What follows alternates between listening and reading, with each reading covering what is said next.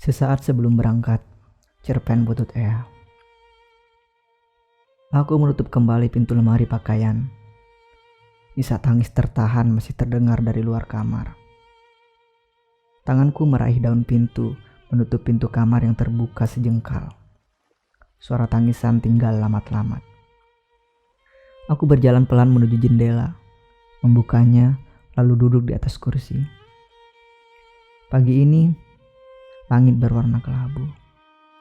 Sejujurnya sempat melintas pertanyaan di kepalaku. Kenapa aku tidak menangis?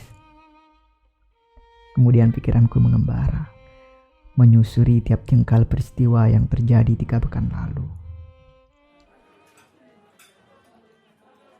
Kamu belum pernah punya anak, menikah pun belum.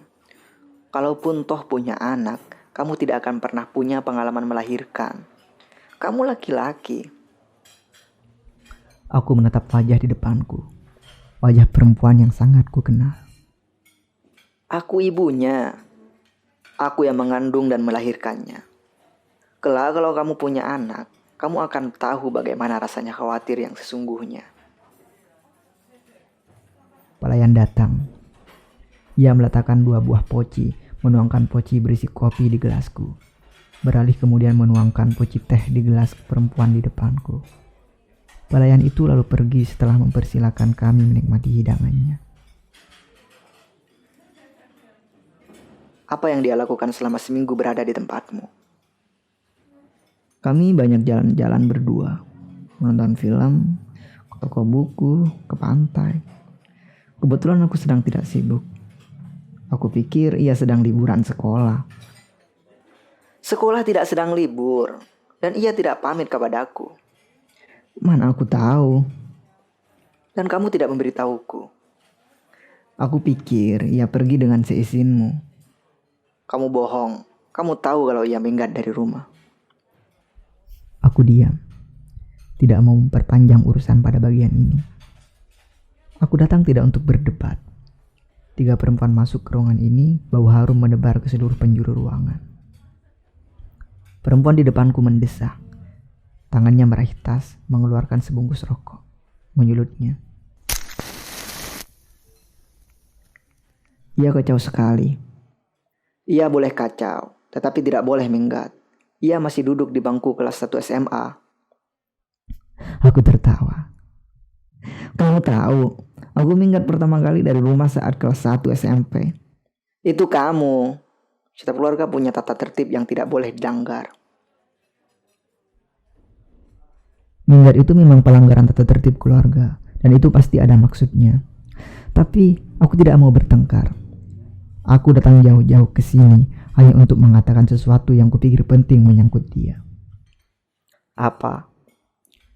Jangan terlalu memaksanya untuk melakukan hal-hal yang tidak disukainya. Hei, kamu hanyalah pamannya. Aku ibunya.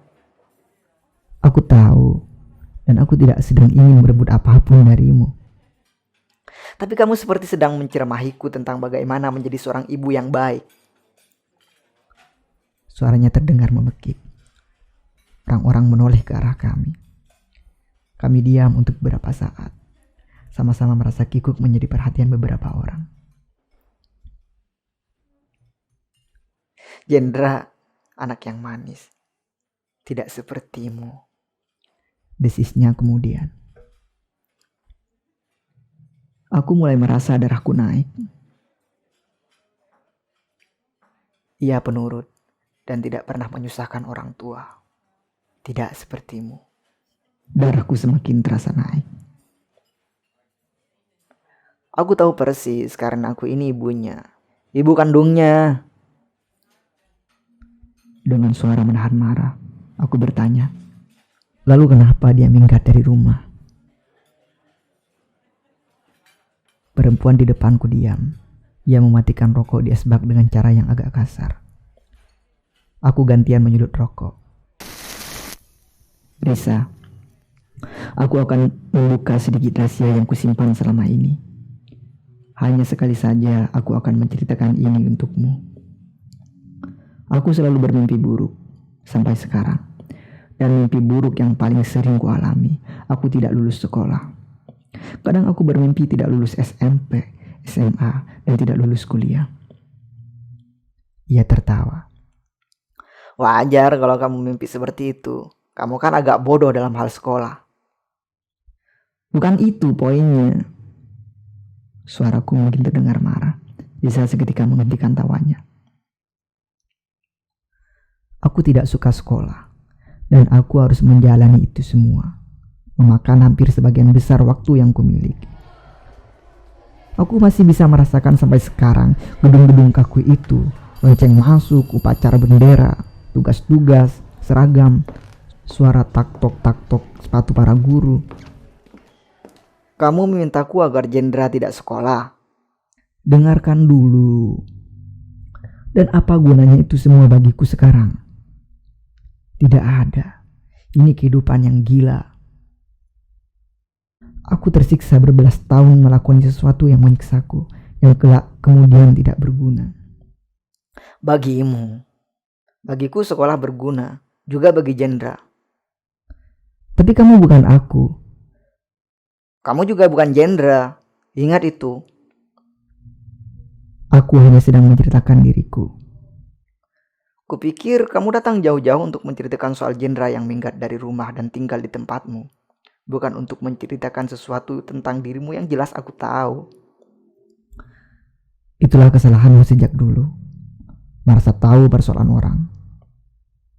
Aku menatap kakak perempuanku.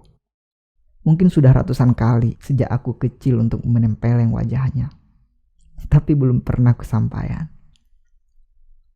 Tahukah kamu, kalau sejak kecil kamu selalu menyusahkan orang tua kita? Aku menarik nafas panjang.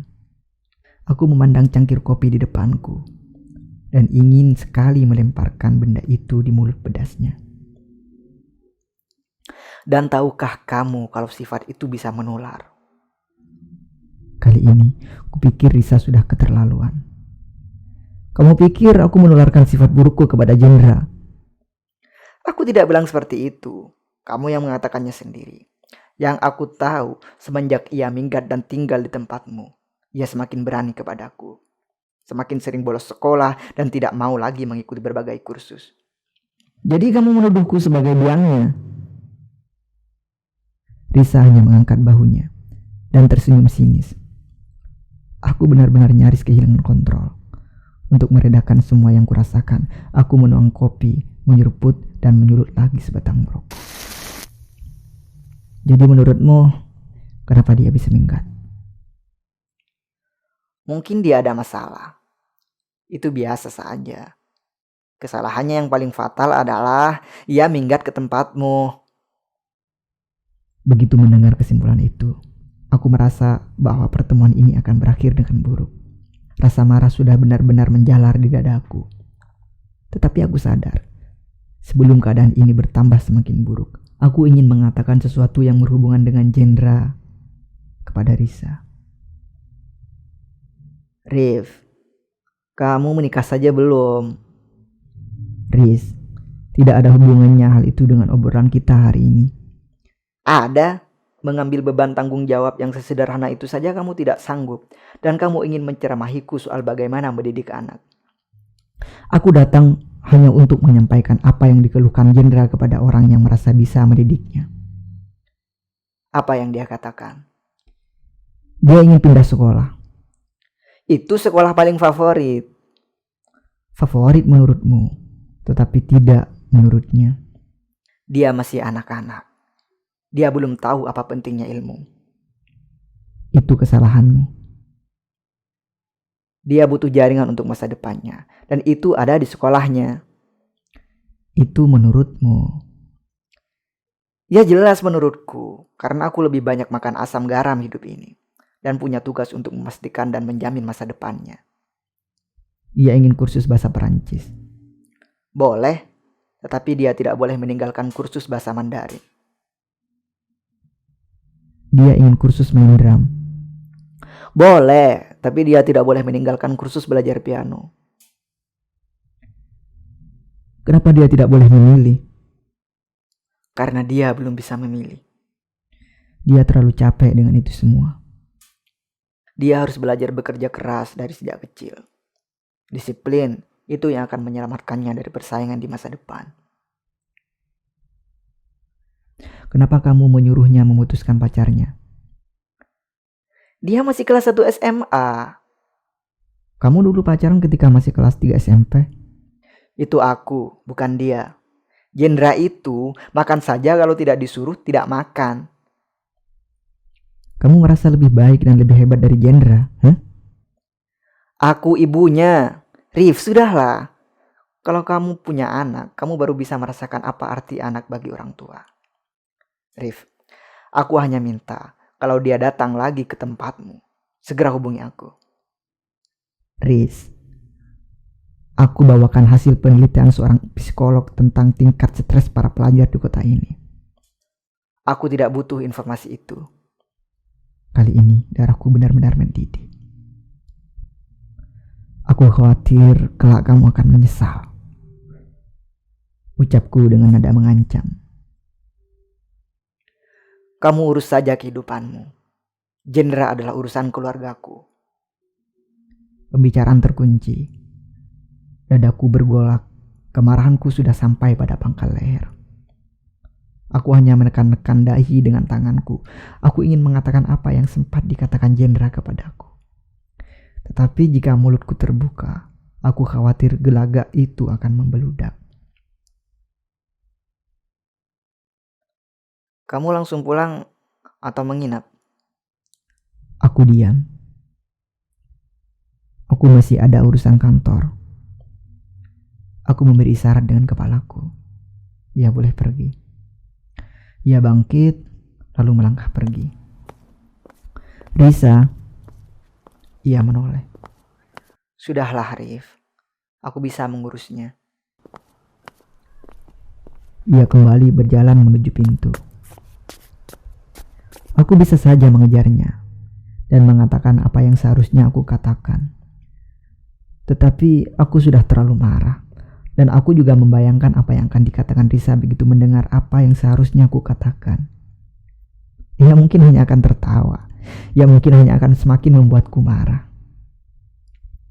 Perasaanku kacau. Aku keluar menyetop taksi pergi menuju bandara. Aku bangkit, berjalan, membuka pintu kamar. Kudapati Mita masih menangis di atas sofa. Ia melihat ke arahku. Aku berjalan, lalu duduk di sampingnya.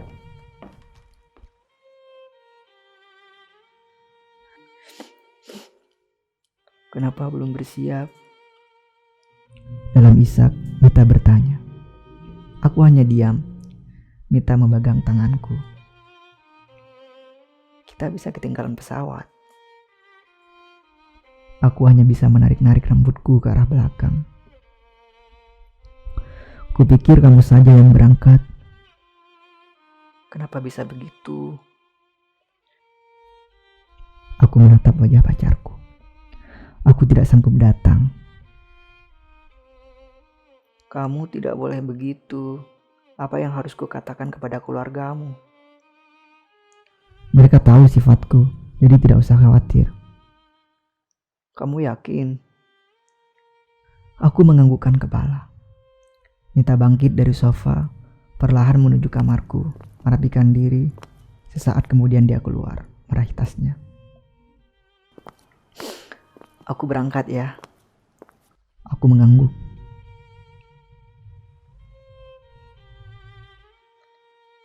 Rif, kenapa Jendra bisa melakukan ini semua?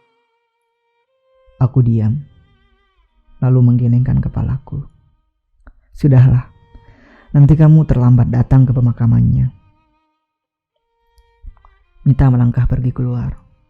Beberapa saat kemudian, aku membuka laptop di atas meja, membuka berkas foto yang tersimpan di sana, melihat kembali gambar-gambar Jendra terakhir di pantai bersamaku.